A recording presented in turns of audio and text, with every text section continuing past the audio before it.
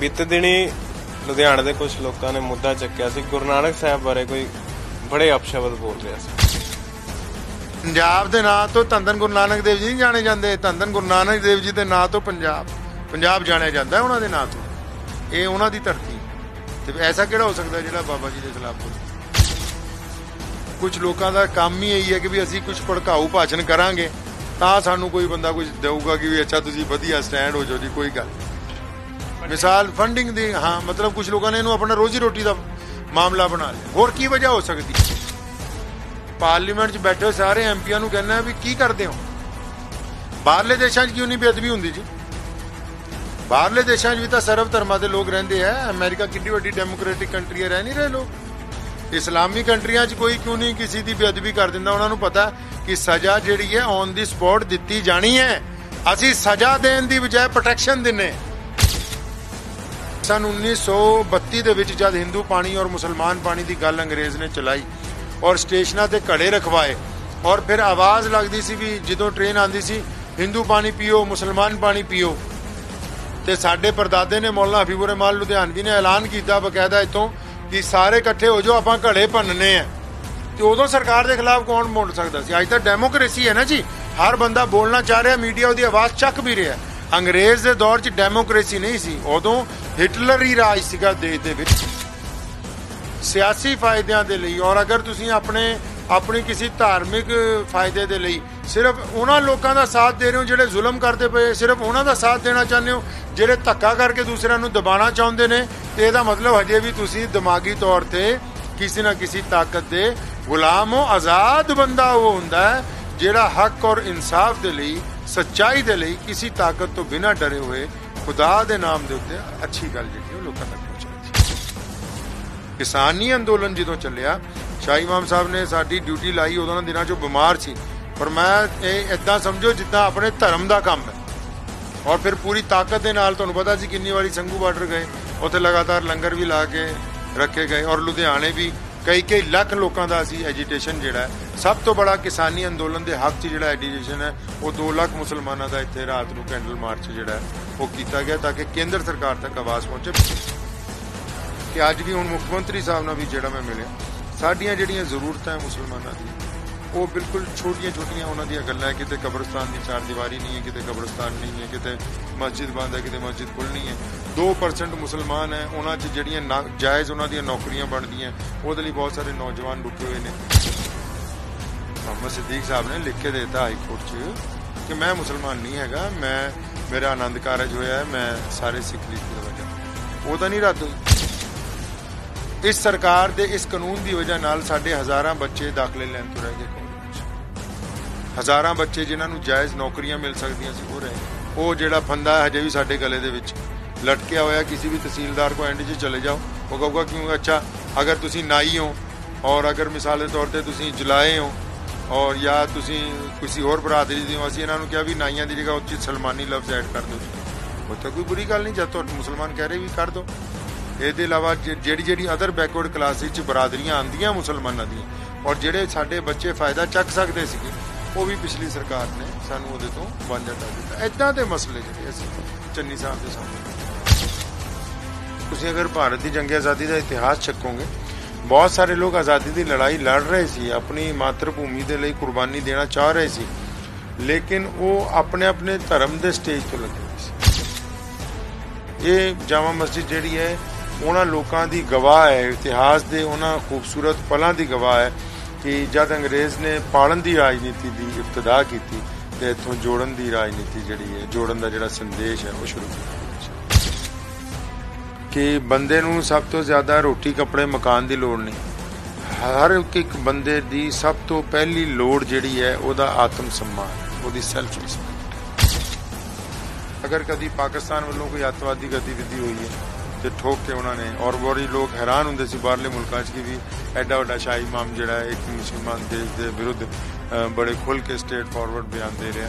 ਔਰ ਇਹੀ ਨਹੀਂ, ਸਾਡੇ ਦੇਸ਼ 'ਚ ਵੀ ਜਿਹੜੀਆਂ ਫਿਰਕੂ ਤਾਕਤਾਂ ਨੇ ਜਾਂ ਜਿਹੜੇ ਫਿਰਕੂ ਸੰਗਠਨ ਨੇ ਜਿਹੜੇ ਮੁਸਲਮਾਨਾਂ ਦੇ ਖਿਲਾਫ, ਦਲਿਤਾਂ ਦੇ ਖਿਲਾਫ, ਸਿੱਖਾਂ ਦੇ ਖਿਲਾਫ ਬਾਰ-ਬਾਰ ਬੋਲਦੇ, ਜਿਨ੍ਹਾਂ ਦੀ ਖੈਰ ਰੋਜੀ ਰੋਟੀ ਇਹਦੇ ਨਾਲ ਚੱਲਦੀ ਹੈ।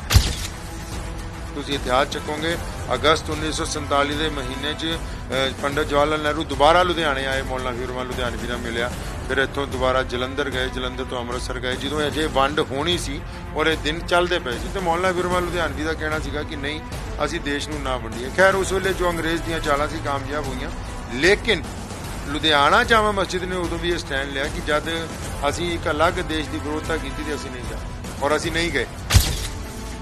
ਸਤਿ ਸ਼੍ਰੀ ਅਕਾਲ, ਡੇਲੀ ਪੋਸਟ ਪੰਜਾਬੀ ਦੇਖ ਰਹੇ ਹੋ ਤੁਸੀਂ ਤੇ ਮੈਂ ਹਾਂ ਕੁਵਰਜੋਤ ਸਿੰਘ। ਅੱਜ ਅਸੀਂ ਲੁਧਿਆਣੇ ਦੀ ਮਸ਼ਹੂਰ ਜਾਮਾ ਮਸਜਿਦ ਪਹੁੰਚੇ ਹਾਂ।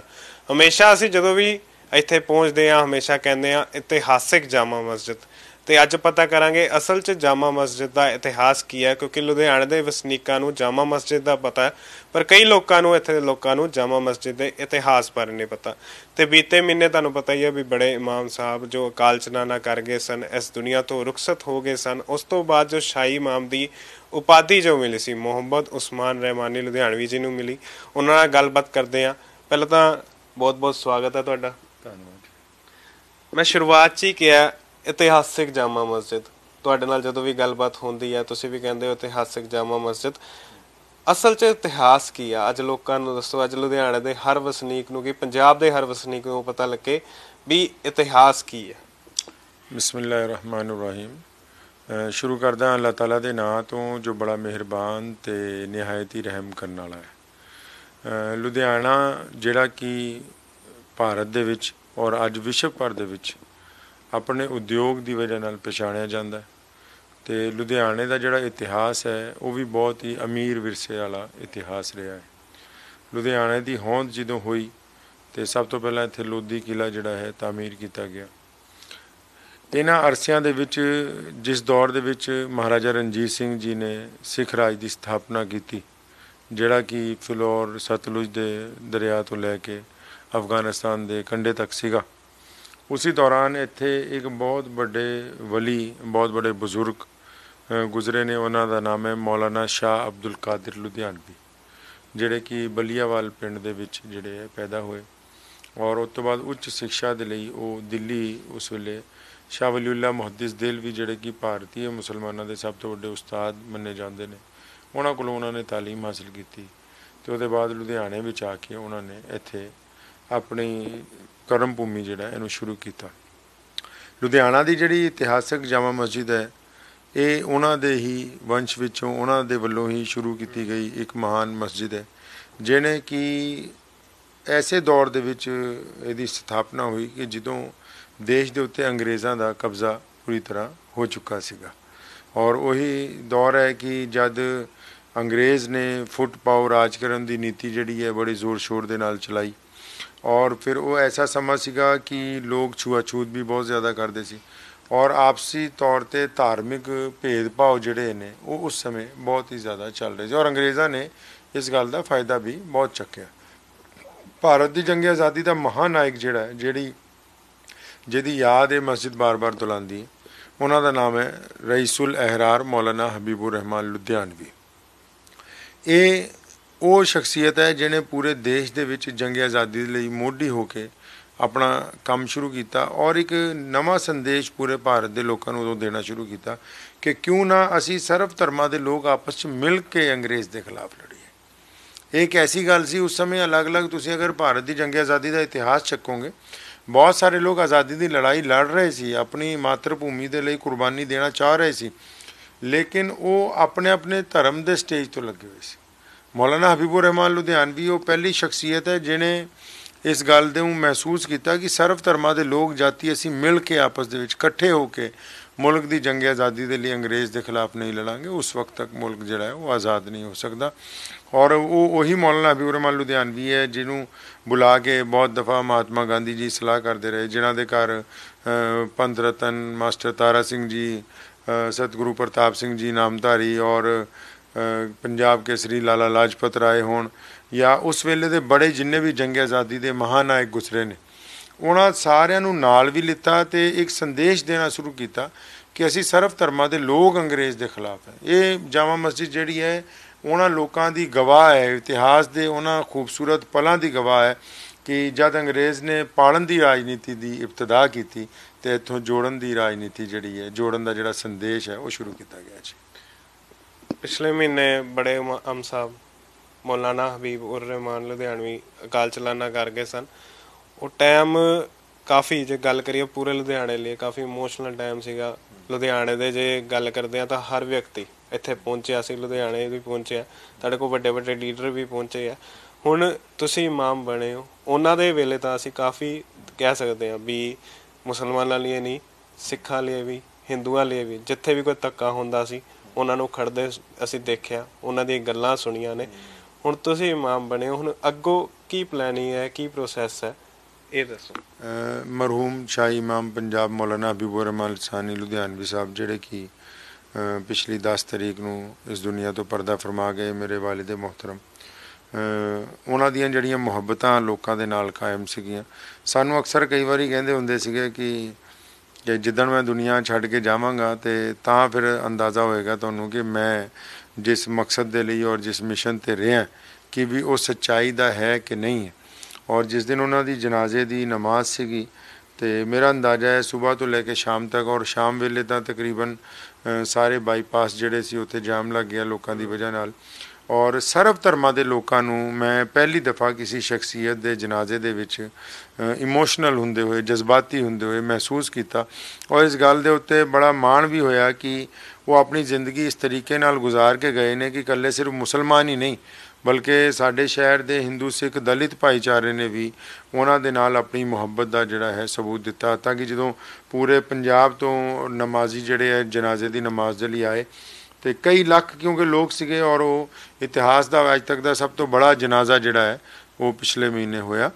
ਤੇ ਹੈਰਤ ਦੀ ਗੱਲ ਇਹ ਹੈ ਕਿ ਉਹਨਾਂ ਲੋਕਾਂ ਦੇ ਖਾਣ ਪੀਣ ਦਾ ਪ੍ਰਬੰਧ, ਪਾਣੀ ਦਾ ਪ੍ਰਬੰਧ ਜਾਂ ਹੋਰ ਜਿਹੜੇ ਵੀ ਪ੍ਰਬੰਧ ਹੋਣੇ ਸੀ, ਕਿਉਂਕਿ ਅਸੀਂ ਤਾਂ ਘਰ ਦੇ ਲੋਕ ਹਾਂ, ਅਸੀਂ ਆਪਣੇ ਕੰਮਾਂ ਦੇ ਵਿੱਚ ਮਸਰੂਫ ਸੀ। ਲੇਕਿਨ ਬੜੀ ਖੁਸ਼ੀ ਦੀ ਗੱਲ ਹੈ ਕਿ ਸਾਡੇ ਜਿਹੜੇ ਮੁਹੱਲੇ ਦੇ ਲੋਕ ਨੇ, ਇਲਾਕੇ ਦੇ ਲੋਕ ਨੇ, ਚਾਹੇ ਉਹ ਸ਼ਾਹਪੁਰ ਰੋਡ ਦੇ ਲੋਕ ਹੋਣ, ਚਾਹੇ ਉਹ ਜੇਲ੍ਹ ਰੋਡ ਦੇ, ਪੁਰਾਣੇ ਜੇਲ੍ਹ ਰੋਡ ਦੇ ਲੋਕ ਹੋਣ, ਚਾਹੇ ਗੁਰਦੁਆਰਾ ਕਲਗੀਧਰ ਵਾਲੀ ਸੜਕ ਹੋਵੇ, ਚਾਹੇ ਬਰਾਊਨ ਰੋਡ ਹੋਵੇ, ਜਾਂ ਗੁਰਦੁਆਰਾ ਦੁੱਖ ਨਿਵਾਰਨ ਸਾਹਿਬ ਦੇ ਜਿੰਨੇ ਵੀ ਸਾਥੀ ਨੇ, ਉਹਨਾਂ ਦੇ ਪ੍ਰਧਾਨ ਸਾਹਿਬ ਸਰਦਾਰ ਪ੍ਰਿਤਪਾਲ ਸਿੰਘ ਜੀ ਹੋਣ, ਇਹਨਾਂ ਸਾਰਿਆਂ ਲੋਕਾਂ ਨੇ ਉਹਨਾਂ ਇੰਨੇ ਲੱਖਾਂ ਲੋਕਾਂ ਨੂੰ ਉਸ ਵੇਲੇ ਸਾਂਭਿਆ ਵੀ, ਔਰ ਉਹਨਾਂ ਨੂੰ ਨਮਾਜ਼ ਪੜ੍ਹਨ ਦੇ ਲਈ ਪਾਣੀ ਵੀ ਮੁਹੱਈਆ ਕਰਾਇਆ, ਉਹਨਾਂ ਦੇ ਖਾਣ ਪੀਣ ਦਾ ਵੀ ਧਿਆਨ ਰੱਖਿਆ। ਤੇ ਮੈਂ ਸਮਝਦਾ ਕਿ ਉਹ ਜਾਂਦੇ ਹੋਏ ਵੀ ਸ਼ਾਹੀ ਇਮਾਮ ਸਾਹਿਬ ਆਪਸੀ ਭਾਈਚਾਰਕ ਸਾਂਝ ਦਾ ਇੱਕ ਵੱਡਾ ਸੰਦੇਸ਼ ਜਿਹੜਾ ਹੈ, ਇੱਕ ਵੱਡਾ ਹੁਲਾਰਾ ਜਿਹੜਾ ਉਹ ਸਾਨੂੰ ਦੇ ਕੇ ਗਏ ਨੇ। ਇੱਕ ਹੋਰ ਗੱਲ ਉਸ ਸਮੇਂ ਦੀ ਮੈਨੂੰ ਵੀ ਗੱਲ ਵੀ ਯਾਦ ਹੈ, ਸ਼ਾਹੀਨ ਬਾਗ ਵੇਲੇ ਵੀ ਉਸ ਸਮੇਂ ਮੈਂ ਵੀ ਕਵਰੇਜ ਕਰ ਰਿਹਾ ਸੀ ਵੀ ਜਿਹੜਾ ਲੰਗਰ ਦਾ ਪ੍ਰਬੰਧ ਹੈ ਉਹ ਸਾਰਾ ਸਿੱਖ ਜਥੇਬੰਦੀਆਂ ਵੱਲੋਂ ਕੀਤਾ ਗਿਆ ਸੀ। ਉਦੋਂ ਵੀ ਜਦੋਂ ਬੜੇ ਇਮਾਮ ਸਾਹਿਬ ਦਾ ਜਦੋਂ ਉਹ ਦਿਨ ਸੀਗਾ ਤਾਂ ਸਾਰਾ ਕਹਿ ਸਕਦੇ ਹਾਂ ਵੀ ਜੋ ਜਨਾਜ਼ਾ ਵੀ ਨਿਕਲਿਆ ਸੀ ਤਾਂ ਸਿੱਖ ਭਾਈਚਾਰੇ ਵੱਲੋਂ ਕੀਤਾ ਗਿਆ ਸੀ। ਸਿੰਘੂ ਬਾਰਡਰ ਤੁਸੀਂ ਜਾ ਕੇ ਆਉਂਦਾ ਪੂਰਾ ਮੁਸਲਿਮ ਭਾਈਚਾਰੇ ਦੇ ਨਾਲ, ਮਤਲਬ ਇੱਕ ਭਾਈਚਾਰਕ ਸਾਂਝ, ਬਹੁਤ ਵਧੀਆ ਮੈਸੇਜ ਆਉਂਦਾ। ਹੁਣ ਅਸਲ ਦੇ ਵਿੱਚ ਜਦੋਂ ਮੈਨੂੰ ਸ਼ਾਹੀ ਇਮਾਮ ਬਣਾਇਆ ਗਿਆ ਤੇ ਦਸਤਾਰਬੰਦੀ ਹੋਈ ਤੇ ਉਹਦੇ ਬਾਅਦ ਸਾਡਾ ਟੀਚਾ ਉਹੀ ਹੈ ਜੋ ਸਾਡੇ ਮਰਹੂਮ ਵਾਲਿਦ ਸਾਹਿਬ ਰਹਿਮਤੁल्लाह ਅਲੈਹ ਦਾ ਟੀਚਾ ਸੀ।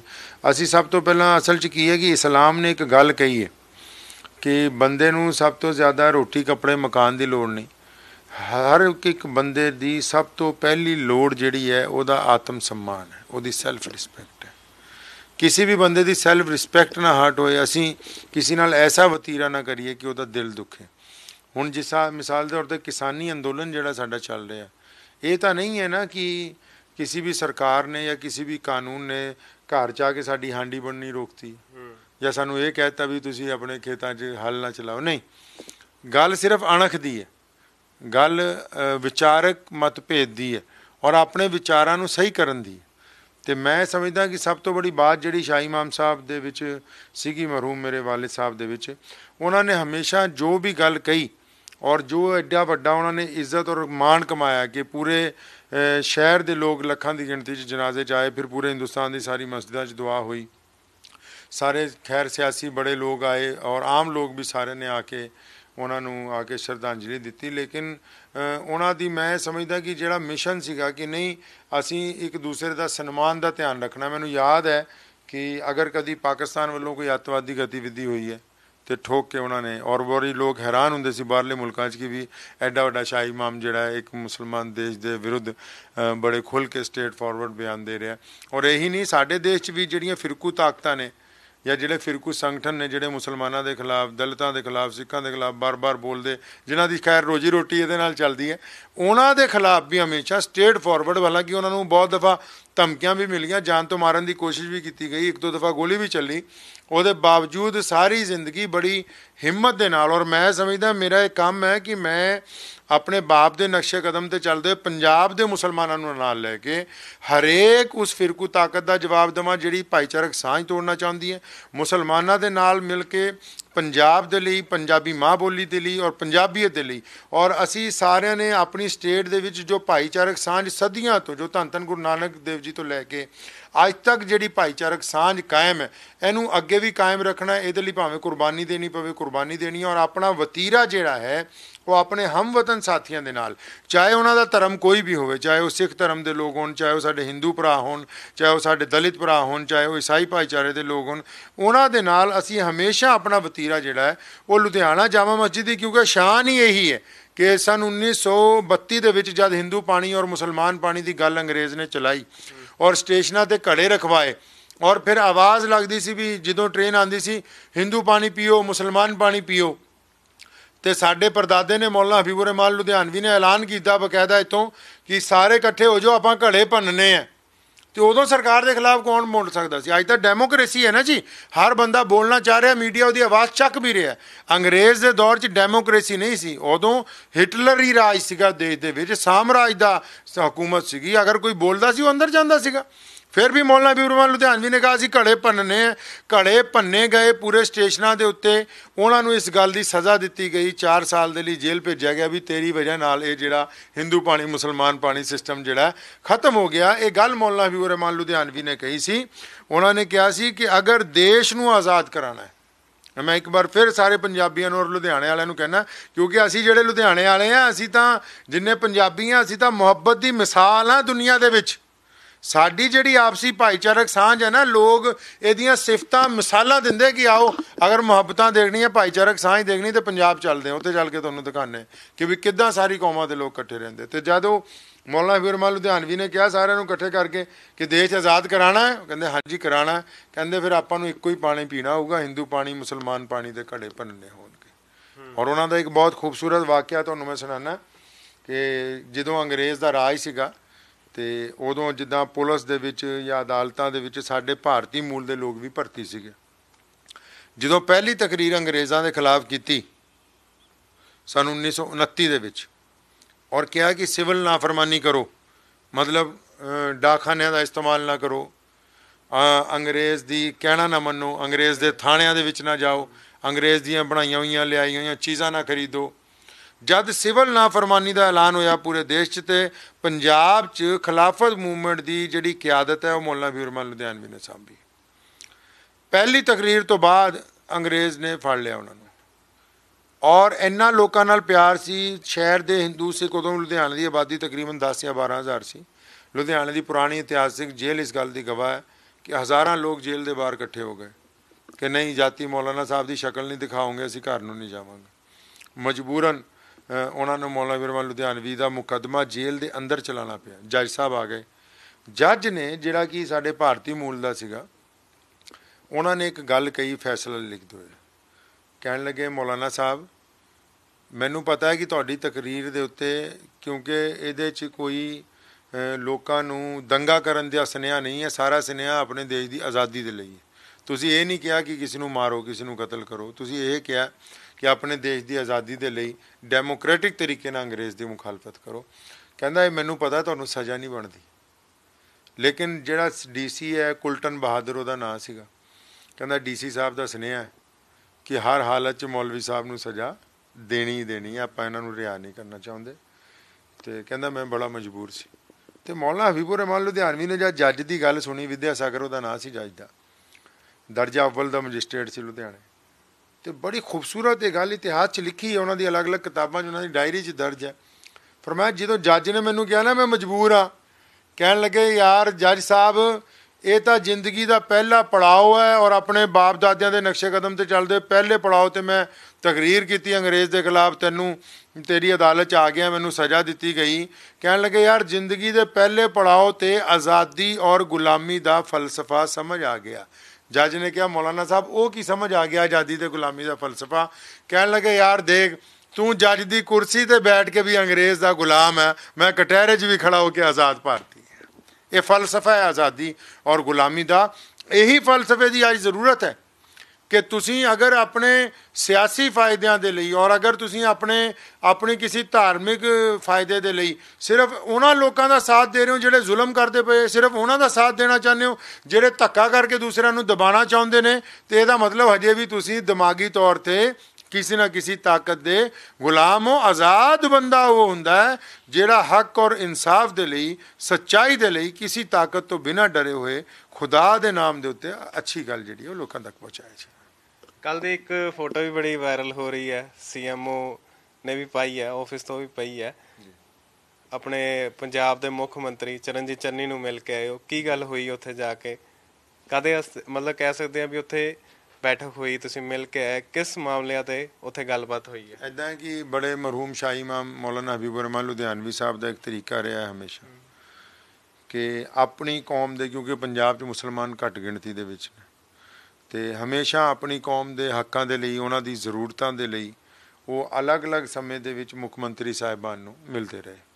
ਪੰਜਾਬ 'ਚ ਪਿਛਲੇ ਦਿਨੀ ਜਦ ਸਰਕਾਰ 'ਚ ਥੋੜ੍ਹੀਆਂ ਜਿਹੀਆਂ ਤਬਦੀਲੀਆਂ ਹੋਈਆਂ ਤੇ ਨਵੇਂ ਮੁੱਖ ਮੰਤਰੀ ਸਾਹਿਬ ਜਦੋਂ ਆਏ ਤੇ ਤਕਰੀਬਨ ਸਾਰਿਆਂ ਨੂੰ ਲੱਗਿਆ ਕਿ ਇੱਕ ਆਮ ਬੰਦਾ ਆ ਕੇ ਲੋਕਾਂ ਦੀ ਜ਼ਰੂਰਤਾਂ ਜਿਹੜੀਆਂ ਉਹ ਪੂਰੀਆਂ ਕਰ ਰਿਹਾ। ਤੇ ਮੈਨੂੰ ਪੂਰੇ ਪੰਜਾਬ ਤੋਂ ਤਕਰੀਬਨ ਹਰੇਕ ਜ਼ਿਲ੍ਹੇ ਤੋਂ ਮੁਸਲਮਾਨਾਂ ਦੇ ਪਿਛਲੇ 2 ਮਹੀਨੇ ਤੋਂ ਅਪਰੋਚ ਹੋਣ ਲੱਗ ਪਈ ਕਿ ਜਦੋਂ ਇਹ ਮਾਮਲਾ ਸ਼ੁਰੂ ਹੋਇਆ, ਜਦੋਂ ਚੰਨੀ ਸਾਹਿਬ ਸੀਐਮ ਬਣੇ ਤੇ ਉਸ ਤੋਂ ਬਾਅਦ ਜੋ ਉਹਨਾਂ ਨੇ ਆਮ ਲੋਕਾਂ ਲਈ ਐਲਾਨ ਕਰਨੇ ਸ਼ੁਰੂ ਕੀਤੇ ਤੇ ਤਕਰੀਬਨ ਸਾਰੇ ਜ਼ਿਲ੍ਹਿਆਂ ਦੀ ਮਸਜਿਦਾਂ ਦੇ ਇਮਾਮ ਸਾਹਿਬਾਨ, ਪ੍ਰਧਾਨ ਸਾਹਿਬਾਨ, ਕਿਉਂਕਿ ਜਿਸ ਦਿਨ ਦਾ ਮੈਂ ਸ਼ਾਹੀ ਇਮਾਮ ਦੇ ਤੌਰ ਤੇ ਦਸਤਾਰਬੰਦੀ ਹੋ ਕੇ ਦਫ਼ਤਰ 'ਚ ਬੈਠਾ, ਮੇਰਾ ਅੰਦਾਜ਼ਾ ਹੈ ਕਿ ਰੋਜ਼ਾਨਾ ਪੂਰੇ ਪੰਜਾਬ ਤੋਂ ਲੋਕ ਜਿਹੜੇ ਹੈ ਉਹ ਆ ਰਹੇ ਨੇ, ਕਿਉਂਕਿ ਇੱਕ ਰਸਮ ਹੈ ਕਿ ਨਵੇਂ ਸ਼ਾਹੀ ਇਮਾਮ ਨੂੰ ਹਰੇਕ ਜ਼ਿਲ੍ਹੇ ਦੇ ਲੋਕ ਜਿਹੜੇ ਹੈ ਮਸਜਿਦ 'ਚ ਆ ਕੇ ਇੱਕ ਦਸਤਾਰ ਜਿਹੜੀ ਹੈ ਉਹ ਪੇਸ਼ ਕਰਦੇ। ਇਹ ਸਿਲਸਿਲਾ ਹਜੇ ਵੀ ਚੱਲ ਰਿਹਾ, ਅੱਜ ਵੀ ਜੁਮੇ ਦੀ ਨਮਾਜ਼ ਤੋਂ ਪਹਿਲਾਂ ਚੱਲਦਾ ਰਿਹਾ। ਤੇ ਸਾਰੇ ਪੰਜਾਬ ਦੇ ਮੁਸਲਮਾਨਾਂ ਦਾ, ਚਾਹੇ ਉਹ ਸ਼ਹਿਰੀ ਮੁਸਲਮਾਨ ਨੇ ਚਾਹੇ ਪੇਂਡੂ ਮੁਸਲਮਾਨ ਨੇ, ਉਹਨਾਂ ਦਾ ਲਗਾਤਾਰ ਪਿਛਲੇ 10-15 ਦਿਨ ਤੋਂ ਮੈਨੂੰ ਬੜਾ ਇਸਰਾਰ ਸੀਗਾ ਕਿ ਮੁੱਖ ਮੰਤਰੀ ਸਾਹਿਬ ਦੇ ਨਾਲ ਮਿਲ ਕੇ ਜਿੱਥੇ ਸਾਰੀਆਂ ਕੌਮਾਂ ਦੇ ਮਸਾਇਲ ਜਿਹੜੇ ਹੱਲ ਹੋ ਰਹੇ ਨੇ, ਘੱਟੋ ਘੱਟ ਮੁਸਲਮਾਨਾਂ ਦੀਆਂ ਉਹ ਬੁਨਿਆਦੀ ਜ਼ਰੂਰਤਾਂ ਜਿਹੜੀਆਂ ਕਿ ਪਿਛਲੇ ਲੰਮੇ ਸਮੇਂ ਤੋਂ ਲਟਕਦੀਆਂ ਆ ਰਹੀਆਂ, ਤੇ ਘੱਟੋ ਘੱਟ ਉਹ ਜ਼ਰੂਰਤਾਂ ਅਸੀਂ ਜਿਹੜੀਆਂ ਸੀਐਮ ਸਾਹਿਬ ਦੇ ਸਾਹਮਣੇ ਰੱਖੀਏ। ਤੇ ਇਸੀ ਦੇ ਲਈ ਕੱਲ੍ਹ ਦੀ ਜਿਹੜੀ ਸਾਡੀ ਮੁਲਾਕਾਤ ਜਿਹੜੀ ਸੀਗੀ ਉਹ ਪੰਜਾਬ ਦੀ ਘੱਟ ਗਿਣਤੀਆਂ ਨੂੰ ਲੈ ਕੇ, ਪੰਜਾਬ ਦੇ ਮੁਸਲਮਾਨਾਂ ਦੇ ਮਸਾਇਲ ਨੂੰ ਲੈ ਕੇ ਤਕਰੀਬਨ ਅੱਧਾ ਘੰਟਾ ਦੀ ਉਹ ਮੁਲਾਕਾਤ ਸੀ, ਜਿਹਦੇ ਵਿੱਚ ਵਿਸਥਾਰ ਦੇ ਨਾਲ ਅਸੀਂ ਉਹਨਾਂ ਲੋਕਾਂ ਦੀ, ਉਹਨਾਂ ਮਸਲਿਆਂ ਦੀ ਜਿਨ੍ਹਾਂ ਦੀ ਜ਼ਰੂਰਤ ਹੈ ਫੌਰੀ ਤੌਰ 'ਤੇ ਮੁਸਲਮਾਨ ਚਾਹੁੰਦੇ ਹੱਲ ਹੋ ਜਾਣ, ਉਹਨਾਂ ਬਾਰੇ ਚਰਚਾ ਕੀਤੀ ਗਈ। ਉਸਮਾਨ ਜੀ, ਅਸੀਂ ਅੰਗਰੇਜ਼ੀ ਸਰਕਾਰ ਦੀ ਗੱਲ ਕੀਤੀ, ਪਰ ਮੌਜੂਦਾ ਸਰਕਾਰ 'ਚ ਵੀ ਜੇ ਗੱਲ ਕਰੀਏ ਤਾਂ ਇਸ ਜਗ੍ਹਾ ਦਾ ਬਹੁਤ ਵੱਡਾ ਰੋਲ ਰਿਹਾ। ਸ਼ਾਹੀਨ ਬਾਗ ਲੁਧਿਆਣਾ ਵੀ ਇੱਥੋਂ ਹੀ ਸ਼ੁਰੂ ਹੋਇਆ। ਖੇਤੀ ਕਾਨੂੰਨਾਂ ਦੇ ਖਿਲਾਫ ਤੁਸੀਂ ਇੱਕ ਨਹੀਂ ਕਿੰਨੇ ਧਰਨੇ ਮੁਜ਼ਾਹਰੇ ਕੀਤੇ ਨੇ, ਤੇ ਇਹੀ ਗੱਲ ਆ ਵੀ ਹਰ ਪਾਸੋਂ ਵੀ ਉਦੋਂ ਵੀ ਹੁੰਦਾ ਰਿਹਾ ਤੇ ਹੁਣ ਵੀ ਹੋ ਰਿਹਾ ਜੀ। ਅਸਲ ਦੇ ਵਿੱਚ ਇਹ ਹੈ ਕਿ ਲੁਧਿਆਣਾ ਜਾਮਾ ਮਸਜਿਦ ਨੇ ਸ਼ੁਰੂ ਤੋਂ, ਖਾਸ ਕਰ ਮੈਂ ਤੁਹਾਨੂੰ ਇੱਕ ਬਹੁਤ ਖੂਬਸੂਰਤ ਵਾਕਿਆ ਸੁਣਾਉਣਾ। ਜਦੋਂ ਸਨ 1947 'ਚ ਪਾਕਿਸਤਾਨ ਬਣਿਆ ਤੇ ਉਸ ਵੇਲੇ ਜਿਹੜੇ ਬੜੇ ਸ਼ਾਹੀ ਇਮਾਮ ਸਾਹਿਬ ਸਾਡੇ ਪਰਦਾਦਾ ਮਰਹੂਮ ਸੀਗੇ, ਤੇ ਉਹਨਾਂ ਨੇ ਵੀ ਇਹ ਐਲਾਨ ਕੀਤਾ ਕਿ ਨਹੀਂ, ਮੈਂ ਪਾਕਿਸਤਾਨ ਨਹੀਂ ਬਣਾਉਣਾ ਚਾਹੁੰਦਾ। ਮੁਹੰਮਦ ਅਲੀ ਜਿਨਾ ਸਾਡੇ ਘਰ ਆਇਆ, ਕੌਮੀ ਲੀਡਰ ਸੀਗੇ, ਤੇ ਫਿਰ ਜਵਾਹਰ ਲਾਲ ਜੀ ਉਸੀ ਦਿਨਾਂ 'ਚ ਲੁਧਿਆਣੇ ਆਏ। ਅਗਰ ਤੁਸੀਂ ਇਤਿਹਾਸ ਚੱਕੋਗੇ, ਅਗਸਤ 1947 ਦੇ ਮਹੀਨੇ 'ਚ ਪੰਡਿਤ ਜਵਾਹਰ ਲਾਲ ਨਹਿਰੂ ਦੁਬਾਰਾ ਲੁਧਿਆਣੇ ਆਏ, ਮੌਲਾਨਾ ਹਬੀਬ ਰਹਿਮਾਨ ਲੁਧਿਆਣਵੀ ਨਾਲ ਮਿਲਿਆ, ਫਿਰ ਇੱਥੋਂ ਦੁਬਾਰਾ ਜਲੰਧਰ ਗਏ, ਜਲੰਧਰ ਤੋਂ ਅੰਮ੍ਰਿਤਸਰ ਗਏ, ਜਦੋਂ ਅਜੇ ਵੰਡ ਹੋਣੀ ਸੀ ਔਰ ਇਹ ਦਿਨ ਚੱਲਦੇ ਪਏ ਸੀ। ਤੇ ਮੌਲਾਨਾ ਹਬੀਬ ਰਹਿਮਾਨ ਲੁਧਿਆਣਵੀ ਦਾ ਕਹਿਣਾ ਸੀਗਾ ਕਿ ਨਹੀਂ, ਅਸੀਂ ਦੇਸ਼ ਨੂੰ ਨਾ ਵੰਡੀਏ। ਖੈਰ ਉਸ ਵੇਲੇ ਜੋ ਅੰਗਰੇਜ਼ ਦੀਆਂ ਚਾਲਾਂ ਸੀ ਕਾਮਯਾਬ ਹੋਈਆਂ, ਲੇਕਿਨ ਲੁਧਿਆਣਾ ਜਾਮਾ ਮਸਜਿਦ ਨੇ ਉਦੋਂ ਵੀ ਇਹ ਸਟੈਂਡ ਲਿਆ ਕਿ ਜਦ ਅਸੀਂ ਇੱਕ ਅਲੱਗ ਦੇਸ਼ ਦੀ ਵਿਰੋਧਤਾ ਕੀਤੀ ਤੇ ਅਸੀਂ ਨਹੀਂ ਜਾਵਾਂਗੇ, ਔਰ ਅਸੀਂ ਨਹੀਂ ਗਏ। ਅਸੀਂ ਆਪਣੇ ਹੀ ਵਤਨ ਦੇ ਵਿੱਚ ਰਹੇ, ਆਪਣੀ ਮਿੱਟੀ ਦੇ ਨਾਲ ਜੁੜ ਕੇ ਰਹੇ, ਔਰ ਫਿਰ ਦੁਬਾਰਾ ਨਵੇਂ ਸਿਰੇ ਤੋਂ ਸਰਵਾਈਵ ਜਿਹੜਾ ਹੈ ਕੀਤਾ। ਜਿਹੜੇ ਥੋੜ੍ਹੇ ਬਹੁਤ ਮੁਸਲਮਾਨ ਪੰਜਾਬ ਦੇ ਵਿੱਚ ਰਹਿ ਗਏ, ਅਲੱਗ-ਅਲੱਗ ਪਿੰਡਾਂ 'ਚ, ਕਸਬਿਆਂ 'ਚ, ਲਗਾਤਾਰ ਜਿਹੜਾ ਹੈ 70 ਸਾਲ ਤੱਕ ਸਾਡੇ ਖਾਨਦਾਨ ਨੇ ਉਹਨਾਂ ਦੇ ਨਾਲ ਵਿਚਰਨ ਦੀ ਕੋਸ਼ਿਸ਼ ਕੀਤੀ, ਉਹਨਾਂ ਨਾਲ ਉਹਨਾਂ ਦੀ ਜ਼ਰੂਰਤਾਂ ਦਾ ਖਿਆਲ ਰੱਖਿਆ, ਉਹਨਾਂ ਦੇ ਨਾਲ ਜਦ ਕਦੀ ਧੱਕਾ ਹੋਇਆ ਉਹਦੇ ਵੱਲ ਨਾਲ ਜਾ ਕੇ ਉਹਨਾਂ ਦੇ ਨਾਲ ਉਸ ਧੱਕੇ ਦਾ ਹੱਲ ਕਰਾਇਆ, ਉਹਨਾਂ ਨੂੰ ਇੱਜ਼ਤ ਔਰ ਮਾਣ ਔਰ ਸਤਿਕਾਰ ਦਿਵਾਇਆ। ਤੇ ਮੈਂ ਸਮਝਦਾ ਹਾਂ ਜਿੱਦਾਂ ਸ਼ਾਹੀਨ ਬਾਗ ਲੱਗਿਆ, ਕੇਂਦਰ ਸਰਕਾਰ ਨੇ ਕਿੱਡੀ ਬੜੀ ਜ਼ਿਆਦਤੀ ਦੀ ਗੱਲ ਕੀਤੀ, ਲੇਕਿਨ ਨਾਰਥ ਇੰਡੀਆ 'ਚ ਪਹਿਲਾ ਸ਼ਾਹੀਨ ਬਾਗ ਜਿਹੜਾ ਉਹ ਲੁਧਿਆਣਾ ਜਾਮਾ ਮਸਜਿਦ ਵੱਲੋਂ ਲਾਇਆ ਗਿਆ। ਔਰ ਤੁਹਾਨੂੰ ਪਤਾ ਕਿ ਰੋਜ਼ਾਨਾ 10,000 ਲੋਕ ਲਗਾਤਾਰ 2 ਮਹੀਨੇ ਤੱਕ ਆਉਣਾ ਇਹ ਕੋਈ ਆਮ ਗੱਲ ਨਹੀਂ ਹੈ। ਤੇ ਮੈਂ ਸਮਝਦਾ, ਮੈਨੂੰ ਤਾਂ ਇਸ ਗੱਲ ਦਾ ਮੈਂ ਖੁਦਾ ਦੇ ਹੁਜ਼ੂਰ ਸ਼ੁਕਰ ਅਦਾ ਕਰਦਾ ਹੁੰਦਾ ਕਿ ਮੇਰੇ ਮਰਹੂਮ ਵਾਲਿਦ ਸਾਹਿਬ ਰਹਿਮਤੁल्लाह ਅਲੈਹ, ਔਰ ਅੱਜ ਅਸੀਂ ਵੀ ਜਦ ਵੀ ਕਦੀ ਆਪਣੀ ਕੌਮ ਨੂੰ ਆਵਾਜ਼ ਦਿੱਤੀ, ਕਿਉਂਕਿ ਕੌਮ ਦੇ ਨਾਲ ਸਾਡਾ ਜਿਹੜਾ ਰਿਸ਼ਤਾ ਹੈ ਨਿਸਵਾਰਥ ਹੈ। ਅਸੀਂ ਜਿਸ ਘਰ 'ਚ 200 ਸਾਲ ਪਹਿਲਾਂ ਰਹਿ ਰਹੇ ਸੀ, ਅੱਜ ਵੀ ਉੱਥੇ ਹੀ ਰਹਿ ਰਹੇ ਹਾਂ। ਜੋ ਆਮਦਨੀ ਦੇ ਜ਼ਰਾਏ ਜਾਇਜ਼ ਤਰੀਕੇ ਦੇ ਪਹਿਲਾਂ ਸੀ ਉਹੀ ਅੱਜ ਹੈ। ਨਾ ਕਦੀ ਕਿਸੇ ਦੇ ਨਾਲ 2 ਨੰਬਰ ਦਾ ਕੰਮ ਕੀਤਾ। ਹਮੇਸ਼ਾ ਵਕਤ ਤੇ ਹੁਕਮਰਾਨਾਂ ਨੇ ਅਗਰ ਜ਼ਿਆਦਤੀ ਕੀਤੀ ਹੈ ਕਦੀ, ਫਿਰ ਹੁਕਮਰਾਨ ਕੋਈ ਵੀ ਹੋਵੇ, ਅਸੀਂ ਫਿਰ ਉਸ ਹੁਕਮਰਾਨ ਨੂੰ ਦੱਸਿਆ ਬਾਹਰ ਨਿਕਲ ਕੇ ਕਿ ਨਹੀਂ, ਹੱਕ ਔਰ ਇਨਸਾਫ ਦੀ ਜਿਹੜੀ ਲੜਾਈ ਹੈ। ਹਾਲਾਂਕਿ ਕੇਂਦਰ ਸਰਕਾਰ ਦੇ ਖਿਲਾਫ ਬੋਲਦੇ ਹੋਏ ਬੜੇ ਬੜੇ ਲੋਕ ਡਰਦੇ ਸੀ। ਤੁਹਾਨੂੰ ਪਤਾ ਹੈ ਬੜੇ ਸ਼ਾਹ ਇਮਾਮ ਸਾਹਿਬ ਦੇ ਖਿਲਾਫ ਕਿੰਨੀਆਂ ਖਬਰਾਂ ਲਗਾਤਾਰ ਚਲਾਈਆਂ। ਮਿਸਟਰ ਜਾਵੇਡਕਰ ਨੇ ਪਾਰਲੀਮੈਂਟ 'ਚ ਉਹਨਾਂ ਦੇ ਖਿਲਾਫ ਤਕਰੀਰ ਲੈ ਕੇ ਆਇਆ ਕਿ ਪੰਜਾਬ ਦੇ ਸ਼ਾਹ ਇਮਾਮ ਜਿਹੜੇ ਉਹ ਮੋਦੀ ਜੀ ਦੇ ਖਿਲਾਫ ਇੱਦਾਂ ਗੱਲਾਂ ਕਰਦੇ। ਲੇਕਿਨ ਉਸ ਵੇਲੇ ਉੱਥੇ ਕਪਿਲ ਸਿੱਬਲ ਨੇ ਇੱਕ ਬੜੀ ਖੂਬਸੂਰਤ ਗੱਲ ਕਹੀ। ਉਹਨੇ ਕਿਹਾ ਕੌਣ ਕਹਿ ਰਿਹਾ ਕਿ ਇਹ ਤੁਹਾਡੇ ਖਿਲਾਫ ਬੋਲਦੇ ਪਏ ਨੇ? ਉਹਨੇ ਕਿਹਾ ਜੀ ਆ ਇਹਨਾਂ ਦੀ ਤਕਰੀਰ ਹੈ, 'ਚ ਇਹ ਕਹਿੰਦੇ ਪਏ ਨੇ ਕਿ ਪ੍ਰਧਾਨ ਮੰਤਰੀ ਔਰ ਉਹਨਾਂ ਦੇ ਜਿਹੜੇ ਮੰਤਰੀ ਸਾਹਿਬਾਨ ਨੇ ਘੱਟ ਗਿਣਤੀਆਂ ਦੇ ਖਿਲਾਫ ਵਿਵਹਾਰ ਚੰਗਾ ਨਹੀਂ ਰੱਖਦੇ। ਤੇ ਸਿੱਬਲ ਨੇ ਕਿਹਾ ਉਹ ਔਨ ਰਿਕਾਰਡ ਹੈ, ਤੁਸੀਂ ਪਾਰਲੀਮੈਂਟ ਦੀ ਅਗਰ ਉਹ ਵੀਡੀਓ ਕੱਢੋਗੇ। ਉਹਨੇ ਕਿਹਾ ਕਿ ਐਡਾ ਵੱਡਾ ਸੁਤੰਤਰਤਾ ਸੈਨਾਨੀ ਪਰਿਵਾਰ ਦਾ ਮੁਖੀ ਅਗਰ ਕੋਈ ਐਸੀ ਗੱਲ ਕਰਦਾ ਤਾਂ ਇਹਦਾ ਮਤਲਬ ਇਹ ਹੈ ਕਿ ਜ਼ਰੂਰ ਆਪਾਂ ਕਿਤੇ ਨਾ ਕਿਤੇ ਕੁਝ ਐਸਾ ਕਰ ਰਹੇ ਜਿਹਦੀ ਵਜ੍ਹਾ ਨਾਲ ਘੱਟ ਗਿਣਤੀਆਂ ਨੂੰ ਫਿਕਰ ਹੈ। ਕਿਸਾਨੀ ਅੰਦੋਲਨ ਜਦੋਂ ਚੱਲਿਆ, ਸ਼ਾਹ ਇਮਾਮ ਸਾਹਿਬ ਨੇ ਸਾਡੀ ਡਿਊਟੀ ਲਾਈ, ਉਦੋਂ ਦਿਨਾਂ 'ਚੋਂ ਬਿਮਾਰ ਸੀ। ਫਰਮਾਇਆ ਇਹ ਇੱਦਾਂ ਸਮਝੋ ਜਿੱਦਾਂ ਆਪਣੇ ਧਰਮ ਦਾ ਕੰਮ ਹੈ। ਔਰ ਫਿਰ ਪੂਰੀ ਤਾਕਤ ਦੇ ਨਾਲ, ਤੁਹਾਨੂੰ ਪਤਾ ਸੀ ਕਿੰਨੀ ਵਾਰੀ ਸੰਘੂ ਬਾਰਡਰ ਗਏ, ਉੱਥੇ ਲਗਾਤਾਰ ਲੰਗਰ ਵੀ ਲਾ ਕੇ ਰੱਖੇ ਗਏ। ਔਰ ਲੁਧਿਆਣੇ ਵੀ ਕਈ ਲੱਖ ਲੋਕਾਂ ਦਾ ਅਸੀਂ ਐਜੀਟੇਸ਼ਨ ਜਿਹੜਾ ਹੈ, ਸਭ ਤੋਂ ਬੜਾ ਕਿਸਾਨੀ ਅੰਦੋਲਨ ਦੇ ਹੱਕ 'ਚ ਜਿਹੜਾ ਐਜੀਟੇਸ਼ਨ ਹੈ ਉਹ 2 ਲੱਖ ਮੁਸਲਮਾਨਾਂ ਦਾ ਇੱਥੇ ਰਾਤ ਨੂੰ ਕੈਂਡਲ ਮਾਰਚ ਜਿਹੜਾ ਉਹ ਕੀਤਾ ਗਿਆ ਤਾਂ ਕਿ ਕੇਂਦਰ ਸਰਕਾਰ ਤੱਕ ਆਵਾਜ਼ ਪਹੁੰਚੇ। ਮੈਂ ਉਹੀ ਸਮਝਦਾ ਕਿ ਅੱਜ ਵੀ ਹੁਣ ਮੁੱਖ ਮੰਤਰੀ ਸਾਹਿਬ ਨਾਲ ਵੀ ਜਿਹੜਾ ਮੈਂ ਮਿਲਿਆ, ਸਾਡੀਆਂ ਜਿਹੜੀਆਂ ਜ਼ਰੂਰਤਾਂ ਮੁਸਲਮਾਨਾਂ ਦੀਆਂ ਉਹ ਬਿਲਕੁਲ ਛੋਟੀਆਂ ਉਹਨਾਂ ਦੀਆਂ ਗੱਲਾਂ ਹੈ। ਕਿਤੇ ਕਬਰਸਤਾਨ ਦੀ 4 ਦੀਵਾਰੀ ਨਹੀਂ ਹੈ, ਕਿਤੇ ਕਬਰਸਤਾਨ ਨਹੀਂ ਹੈ, ਕਿਤੇ ਮਸਜਿਦ ਬੰਦ ਹੈ, ਕਿਤੇ ਮਸਜਿਦ ਖੁੱਲ੍ਹਣੀ ਹੈ। 2% ਮੁਸਲਮਾਨ ਹੈ, ਉਹਨਾਂ 'ਚ ਜਿਹੜੀਆਂ ਜਾਇਜ਼ ਉਹਨਾਂ ਦੀਆਂ ਨੌਕਰੀਆਂ ਬਣਦੀਆਂ, ਉਹਦੇ ਲਈ ਬਹੁਤ ਸਾਰੇ ਨੌਜਵਾਨ ਰੁਕੇ ਹੋਏ ਨੇ।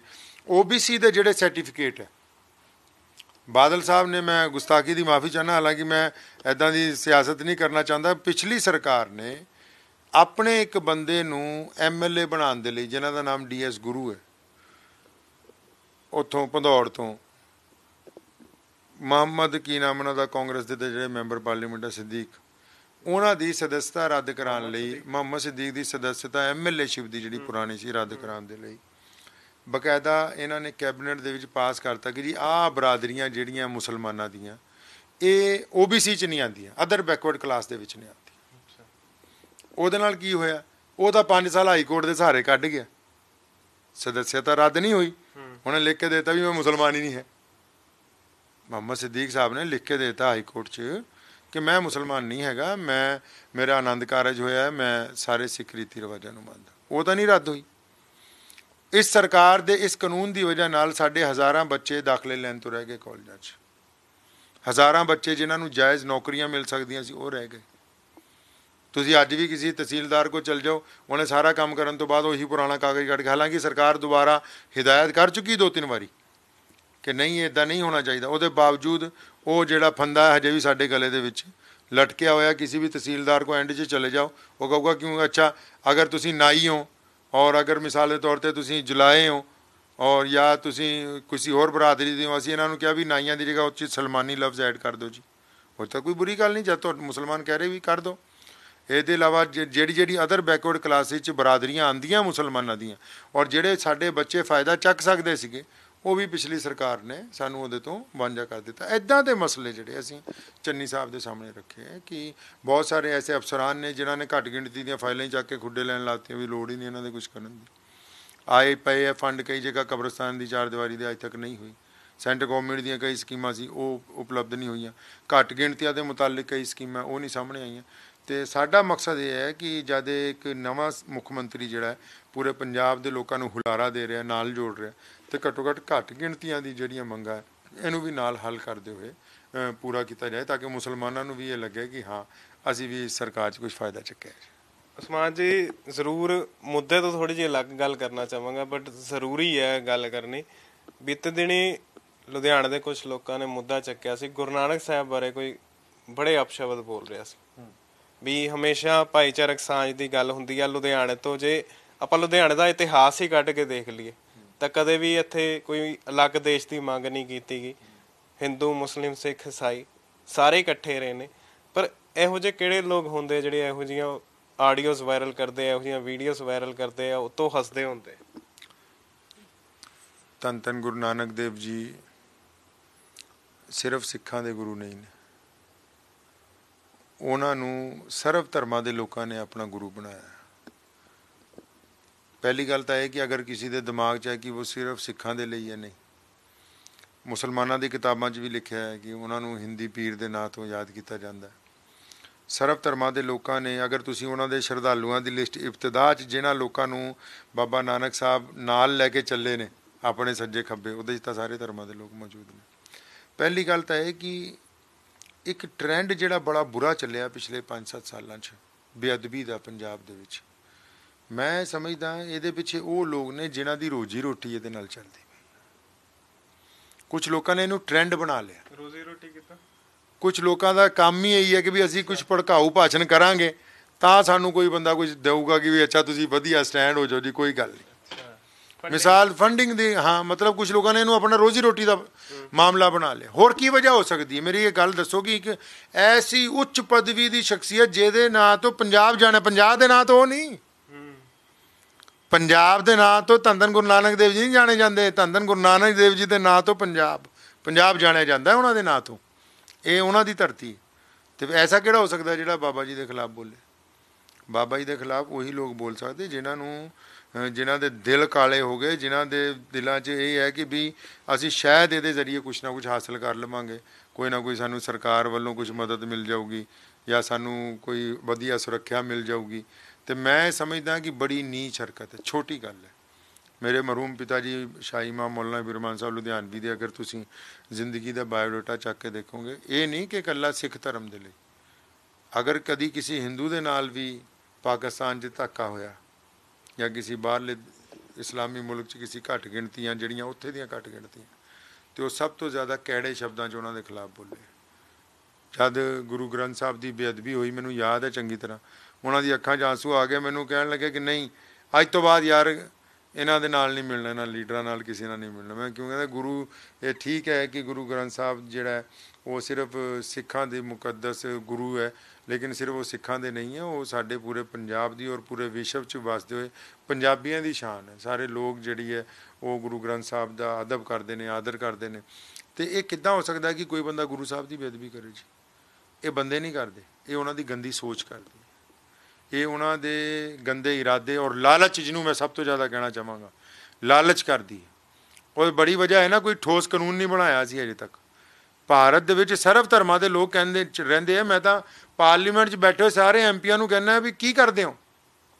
ਬਾਹਰਲੇ ਦੇਸ਼ਾਂ 'ਚ ਕਿਉਂ ਨਹੀਂ ਬੇਅਦਬੀ ਹੁੰਦੀ ਜੀ? ਬਾਹਰਲੇ ਦੇਸ਼ਾਂ 'ਚ ਵੀ ਤਾਂ ਸਰਬ ਧਰਮਾਂ ਦੇ ਲੋਕ ਰਹਿੰਦੇ ਆ। ਅਮਰੀਕਾ ਕਿੱਡੀ ਵੱਡੀ ਡੈਮੋਕ੍ਰੇਟਿਕ ਕੰਟਰੀ ਹੈ, ਰਹਿ ਨਹੀਂ ਰਹੇ ਲੋਕ?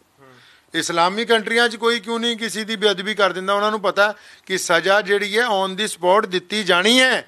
ਅਸੀਂ ਸਜ਼ਾ ਦੇਣ ਦੀ ਬਜਾਏ ਪ੍ਰੋਟੈਕਸ਼ਨ ਦਿੰਦੇ। ਅਸੀਂ ਸਜ਼ਾ ਦੇਣ ਦੀ ਬਜਾਏ ਅਸੀਂ ਕਹਿੰਦੇ ਨਹੀਂ ਕੋਈ ਨਹੀਂ, ਇਹ ਵਿਵਾਦ ਥੋੜ੍ਹਾ ਜਿਹਾ ਹੋਰ ਚੱਲਣ ਦਿਓ, ਕੋਈ ਗੱਲ ਨਹੀਂ, ਬਾਅਦ 'ਚੋਂ ਫੈਸਲਾ ਹੋਏਗਾ। ਲੰਬੇ ਮੁਕੱਦਮੇ ਚੱਲਦੇ ਪਏ, ਸਾਲ ਗੁਜ਼ਰ ਜਾਂਦੇ। ਨਹੀਂ, ਜਿਹੜਾ ਵੀ ਬੰਦਾ, ਇਹ ਨਹੀਂ ਕਿ ਸਿਰਫ ਸਿੱਖ ਧਰਮ ਦੀ, ਕਿਸੇ ਵੀ ਧਰਮ ਦੀ, ਪੰਜਾਬ ਦੇ ਵਿੱਚ ਨਹੀਂ ਪੂਰੇ ਭਾਰਤ ਦੇ ਵਿੱਚ ਕਿਸੇ ਵੀ ਧਰਮ ਦੀ ਅਗਰ ਬੇਅਦਬੀ ਕਰਦਾ, ਸਰਕਾਰ ਨੂੰ ਚਾਹੀਦਾ ਠੋਸ ਐਸਾ ਕਾਨੂੰਨ ਹੋਵੇ ਜਿਹਦੇ 'ਚ ਜ਼ਮਾਨਤ ਨਾ ਹੋਵੇ।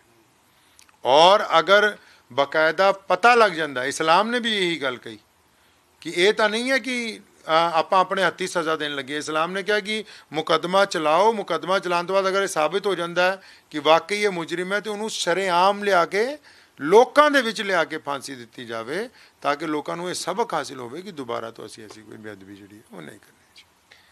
ਅੰਤ 'ਚ ਇਹ ਸਵਾਲ ਪੁੱਛਣਾ ਚਾਹਾਂਗਾ ਵੀ ਬੀਤੇ ਦਿਨ ਨਾ ਪਾਕਿਸਤਾਨ ਤੋਂ ਬਹੁਤ ਖਬਰਾਂ ਸਾਹਮਣੇ ਆ ਰਹੀਆਂ। ਇੱਕ ਮੰਦਿਰ ਦੇ ਵਿੱਚ ਵੜ ਕੇ ਵੀ ਤੋੜ ਭੰਨ ਵੀ ਕੀਤੀ ਗਈ। ਲੜਕੀਆਂ ਦਾ, ਸਿੱਖ ਲੜਕੀਆਂ ਦਾ ਵੀ ਮਸਲਾ ਆਇਆ, ਸਿੱਖ ਕੁੜੀਆਂ ਦਾ ਵੀ ਮਸਲਾ ਆਇਆ, ਕਿਡਨੈਪ ਕਰਕੇ ਵਿਆਹ ਕਰ ਲਿੱਤਾ ਗਿਆ। ਇਹ 'ਤੇ ਕੀ ਕਹਿਣਾ ਚਾਹੋਗੇ? ਮੈਂ ਇਹਦੇ ਉੱਤੇ 3 ਦਫਾ ਲੁਧਿਆਣਾ ਜਾਮਾ ਮਸਜਿਦ ਤੋਂ ਕੰਡੈਮਡ ਦੇ ਬਿਆਨ ਜਾਰੀ ਹੋ ਚੁੱਕੇ। ਲੇਕਿਨ ਇਹਦੇ 'ਚ ਰਾਹਤ ਦੀ ਗੱਲ ਹੈ, ਅਗਰ ਤੁਸੀਂ ਪੂਰਾ ਮੀਡੀਆ ਦੇਖਦੇ ਹੋ ਕਿ ਜਿਹਨਾਂ ਲੋਕਾਂ ਨੇ ਮੰਦਿਰ 'ਚ ਜਾ ਕੇ ਉੱਥੇ ਬੇਅਦਬੀ ਕੀਤੀ, ਉਹਨਾਂ 'ਤੇ ਕਈ ਲੱਖ ਰੁਪਏ ਜੁਰਮਾਨਾ ਉੱਥੇ ਦੀ ਅਦਾਲਤ ਨੇ ਲਾਇਆ, ਤੇ ਉਹਨਾਂ ਦੀ ਜ਼ਮਾਨਤਾਂ ਨਹੀਂ ਲਿੱਤੀਆਂ ਅਜੇ ਤੱਕ।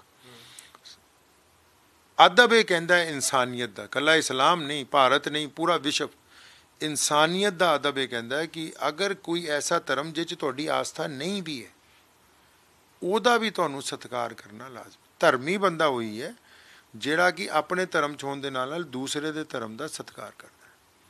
ਜਿਹੜਾ ਕਹੇ ਵੀ ਮੈਂ ਨਮਾਜ਼ ਵੀ ਪੜ੍ਹਦਾ, ਅਰਦਾਸ ਵੀ ਕਰਦਾ ਜੀ, ਆਰਤੀ ਵੀ ਉਤਾਰਦਾ, ਲੇਕਿਨ ਫਲਾਣੇ ਧਰਮ ਨਾਲ ਨਫ਼ਰਤ ਹੈ, ਨਹੀਂ, ਫਿਰ ਉਹ ਇਬਾਦਤ ਨਹੀਂ ਕਰ ਰਿਹਾ। ਇਬਾਦਤ ਉਹੀ ਹੈ ਜਿਹੜੀ ਸਾਨੂੰ ਸਰਵ ਧਰਮਾਂ ਦੇ ਲੋਕਾਂ ਦੇ ਨਾਲ ਸਤਿਕਾਰ। ਤੇ ਪਾਕਿਸਤਾਨ ਦੀ ਤਾਂ ਸਰਕਾਰ ਨੂੰ ਮੈਂ ਕਹਿਣਾ ਚਾਹੁੰਦਾ ਕਿ ਸੱਜੇ ਖੱਬੇ ਮੁਲਕਾਂ 'ਚ ਪੰਗੇ ਲੈਣ ਦੀ ਬਜਾਏ ਘੱਟੋ ਘੱਟ ਆਪਣੇ ਦੇਸ਼ ਨੂੰ ਇੱਕ ਆਈਡੀਅਲ ਹਿੱਸਾ ਬਣਾਓ। ਤੁਸੀਂ ਭਾਰਤ ਦਾ ਹਿੱਸਾ ਰਹੇ ਹੋ, ਇਸ ਦੇਸ਼ ਦੀ ਅੱਧੀ ਜ਼ਮੀਨ ਤੁਹਾਨੂੰ ਦਿੱਤੀ ਗਈ ਹੈ ਔਰ ਅਸੀਂ ਬੜੀ ਮੁਕੱਦਸ ਜ਼ਮੀਨ ਦਿੱਤੀ ਹੈ। ਧੰਨ ਧੰਨ ਗੁਰੂ ਨਾਨਕ ਦੇਵ ਜੀ ਦਾ ਜਨਮ ਸਥਾਨ ਜਿਹੜਾ ਉੱਥੇ ਹੈ, ਉਹਨਾਂ ਦੀ ਲਾਜ ਰੱਖੋ। ਆਪਣੇ ਦੇਸ਼ ਦੇ ਵਿੱਚ ਘੱਟ ਗਿਣਤੀਆਂ ਦੇ ਨਾਲ ਜ਼ੁਲਮ ਕਰਨ ਦੀ ਕੋਸ਼ਿਸ਼ ਨਾ ਕਰੋ। ਅਗਰ ਘੱਟ ਗਿਣਤੀਆਂ ਨਾਲ ਜ਼ੁਲਮ ਕਰੋਗੇ ਤੇ ਫਿਰ ਤੁਸੀਂ ਖੁਦਾ ਦੇ ਹਜ਼ੂਰ ਗੁਨਹਗਾਰ ਵੀ ਹੋਵੋਗੇ, ਜਵਾਬਦੇਹ ਵੀ ਹੋਵੋਗੇ ਔਰ ਉਹਦੀ ਸਜ਼ਾ ਵੀ ਤੁਹਾਨੂੰ ਮਿਲੇਗੀ। ਔਰ ਇਹ ਵੀ ਕਹਿਣਾ ਚਾਹੁੰਦਾ ਉੱਥੇ ਦੇ ਹੁਕਮਰਾਨਾਂ ਨੂੰ, ਸਾਡੀ ਫਿਕਰ ਛੱਡ ਦਿਓ, ਅਸੀਂ ਅਲਹਮਦੁਲਿਲਾ ਪੱਕੇ ਮੁਸਲਮਾਨ ਹਾਂ, ਡੈਮੋਕ੍ਰੈਟਿਕ ਦੇਸ਼ ਦੇ ਵਿੱਚ ਰਹਿੰਦੇ ਹਾਂ। ਜੇ ਸਾਡੇ ਨਾਲ ਇੱਥੇ ਕੋਈ ਧੱਕਾ ਕਰੂਗਾ ਤੇ ਅਸੀਂ ਸਾਰੀ ਕੌਮਾਂ ਵਾਲੇ ਆਪ ਕਾਫੀ ਹੈ ਹਰੇਕ ਜ਼ਾਲਿਮ ਦਾ ਜਵਾਬ ਦੇਣ ਦੇ ਲਈ। ਸਾਨੂੰ ਬਾਹਰਲੀ ਕਿਸੇ ਮਦਦ ਦੀ ਲੋੜ ਨਹੀਂ। ਹਾਂ, ਆਪਣੇ ਦੇਸ਼ ਦੇ ਵਿੱਚ ਜਿਹੜੀਆਂ ਘੱਟ ਗਿਣਤੀਆਂ ਉਹਨਾਂ ਨੂੰ ਸਤਿਕਾਰ ਦਿਓ ਜੀ। ਧੰਨਵਾਦ ਜੀ ਤੁਹਾਡਾ ਬਹੁਤ ਬਹੁਤ। ਜ਼ਰੂਰ ਗੱਲਾਂ ਹੋਰ ਹੋ ਸਕਦੀਆਂ ਸੀ ਪਰ ਸਮੇਂ ਘੱਟ। ਸ਼ੁਕਰੀਆ, ਬਹੁਤ ਬਹੁਤ ਧੰਨਵਾਦ ਜੀ। ਸੋ ਜਿਵੇਂ ਕਿ ਪੰਜਾਬ ਦੇ ਸ਼ਾਹੀ ਇਮਾਮ ਮੁਹੰਮਦ ਉਸਮਾਨ ਰਹਿਮਾਨੀ ਲੁਧਿਆਣਵੀ ਜੀ ਨਾਲ ਗੱਲਬਾਤ ਕਰਕੇ ਹਟੇ ਹਾਂ। ਸੋ ਇਹ ਸੀਗੀ ਅੱਜ ਦੀ ਖਬਰ। ਵਧੇਰੀ ਖਬਰਾਂ ਲਈ ਜੁੜੇ ਰਹੋ ਡੇਲੀ ਪੋਸਟ ਦੇ ਨਾਲ। ਕੈਮਰਾ ਪਰਸਨ ਰਾਜਵਿੰਦਰ ਟੋਨੀ ਦੇ ਨਾਲ ਗੁਰਜੋਤ ਸਿੰਘ ਦੀ ਰਿਪੋਰਟ।